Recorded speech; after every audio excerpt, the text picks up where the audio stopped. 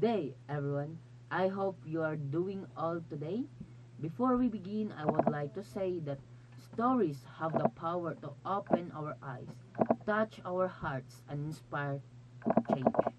Today, I will introduce myself and discuss one important societal issue and how literature can be a powerful medium for change and development.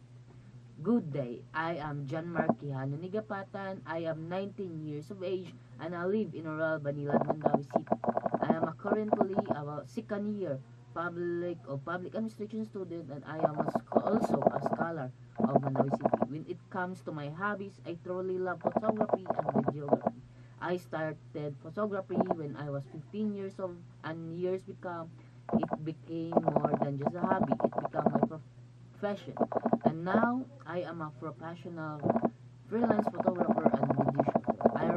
I run my own freelance brand called Dream Photo.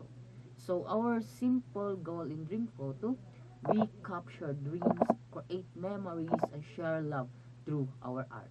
Our passion reflects God's grace and our work shines work with His love, so all for His glory. I specialize in classic, candid, and also a travel photography.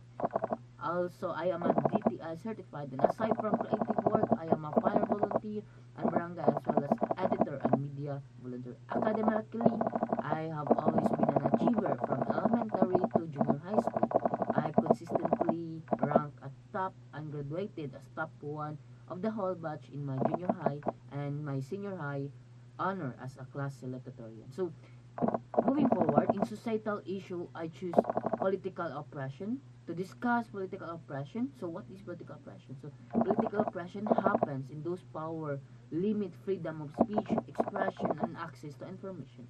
When people are afraid to speak, write, and think freely, democracy and human dignity are in risk. In this situation, literature becomes powerful medium for change and development through novels, poems, essays, and creative nonfiction. Writers are able to expose injustice, preserve truth, and raise public awareness. Literature helps people understand how oppression works by showing real human experience. It encourages critical thinking, empathy, and even resistance against unfair system. Writers face censorship.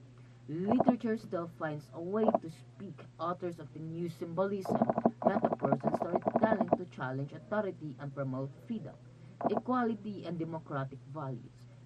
In our Philippine context, so a recent example in the Philippines is the issue of red tagging and books and authors. Some literary works were labeled as subversive and removed from school and libraries. In response, writers, teachers, and cultural organizations publish essays and creative works defending academic freedom and freedom of expression. So this shows how literature does not stay silent. It resists political oppression by educating people, protecting truth, and empowering voices. In conclusion, literature is more than just words on paper. It's a voice for unheard and a mirror of society and a weapon of injustice. As a student and a future leaders, we must learn not only to read literature but to understand its message and to use it to build a more unjust free society. Thank you so much for listening and have a great day. And that's all. Thank you so much.